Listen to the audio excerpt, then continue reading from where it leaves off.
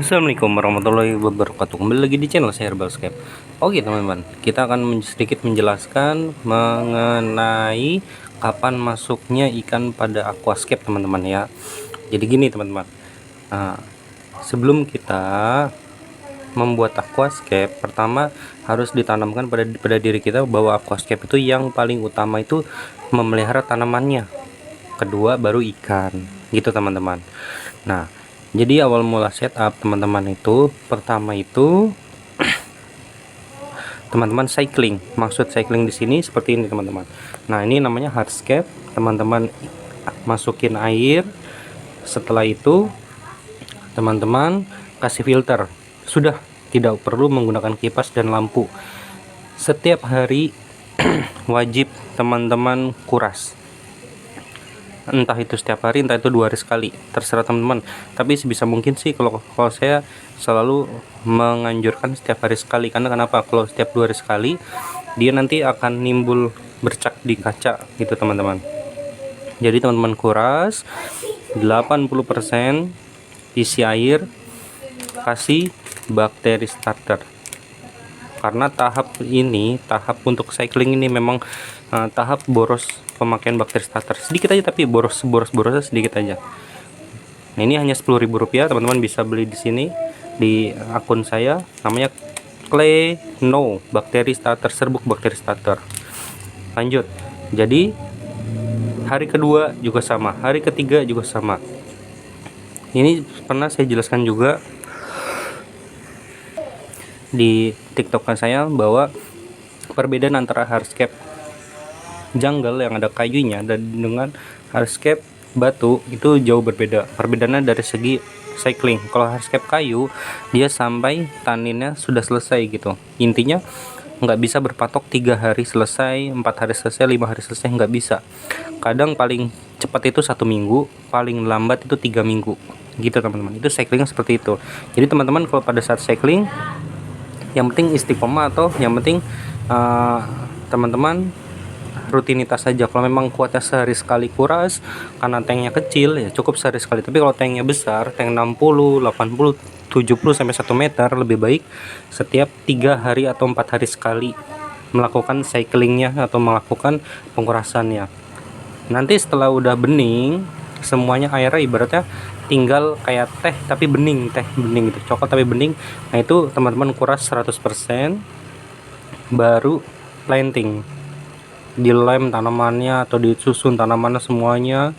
Baru setelah itu isi air, plug, kasih bakteri starter lagi, diaduk di gelas ya.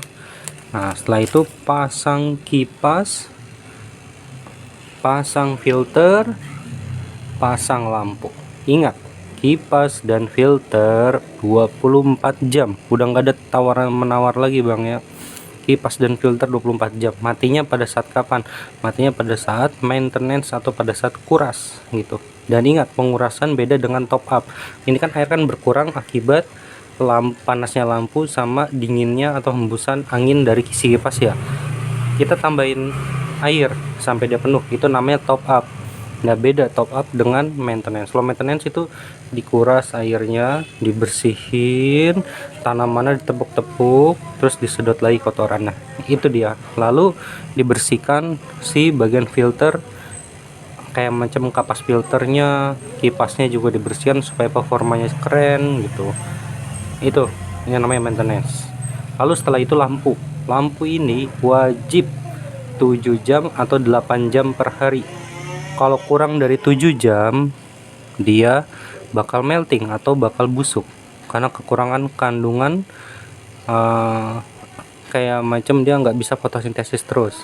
Lalu kalau lewat dari 8 jam, dia akan beralga ya. Jadi itu teman-teman ya, nggak boleh kurang dari 7 jam, nggak boleh lebih dari 8 jam, dan nggak boleh disekat-sekat. Misalkan teman-teman mau sekat, saya pagi-pagi mau nyalakan 3 jam, nanti sore nyalakan 4 jam sampai malam. Nah, itu nggak bisa. Kenapa? Karena pada saat tanaman ini fotosintesis atau terbuka stomatanya, tiba-tiba lampu dimatikan, jepret, kita tutup lagi, stres, yang ada malah busuk atau melting. paling cepat itu terjadi itu pada Kadaka Java Fen teman-teman, paling sering terjadi. Dia mudah menghitam, atau Anubias juga dia mudah langsung kena black rust atau melting sampai ke batang atau rhizomnya. Itu bisa terjadi stres juga. Ini di luar dari memang dia darat ya, darat atau dia kan dari darat ke air itu kalau black rust biasanya. Tapi memang di luar dari itu stres juga bisa gitu. Makanya setiap kalau beli tanaman itu, kalau tanaman itu, kalau kita lihat tanamannya itu stres, bolong-bolong, atau tanaman itu udah kena black rust, itu langsung direndam, namanya vitamin B1.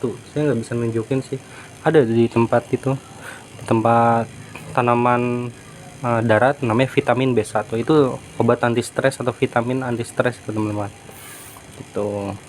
Nah setelah seperti ini teman-teman baru dilakukan pengurasan atau maintenance 3 hari sekali, 50% saja, 50% kuras isi air, 50% kuras isi air, 3 hari sekali selama 3 minggu ya. Ini harus konsisten 3 hari sekali selama 3 minggu, dan jangan pernah dimasukin ikan hias utama. Kalau mau masukin bisa masukin udang red cherry kecil-kecil kayak gini, atau masukin ikan moli atau pelati yang oranye. Nah biasanya muncul di sini, tapi lagi ngumpet ya, ikan pelati atau moli atau gapi. Untuk tank 30 cm sampai 50 cm itu hanya 2 ekor saja ikan yang ada di akuarium untuk dipilih. Jadi mau ikan moli, ikan pelati, atau ikan gapi, intinya harus 2 ekor aja cukup. Karena kenapa? Agar tidak ada lagi ikan atau jentik nyamuk, agar tidak ada lagi jentik nyamuk di akuarium, bahaya nanti jadi sarang nyamuk gitu.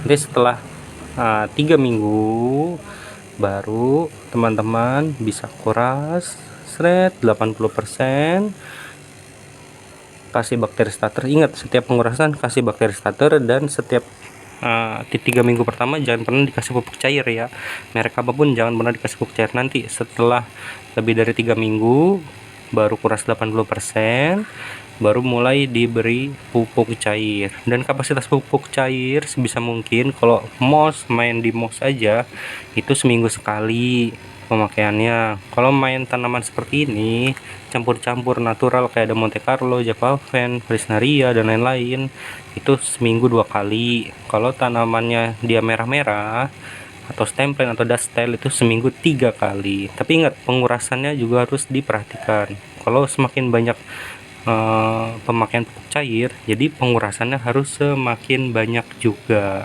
gitu teman-teman.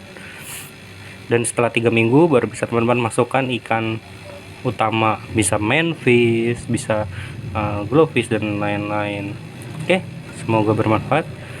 Kalau ada yang tanya, bang, pas sudah 3 minggu pengurasan berapa kali sehari? Maksimal seminggu sekali, maksimal ya. Minimal ya terserah, mau 2 hari sekali, 3 hari sekali, 4 hari sekali, terserah gitu. Yang penting maksimal seminggu sekali, gitu aja kalau gitu. Dan juga pemakaian pupuk cair sebisa mungkin 1 jam sebelum nyala lampu.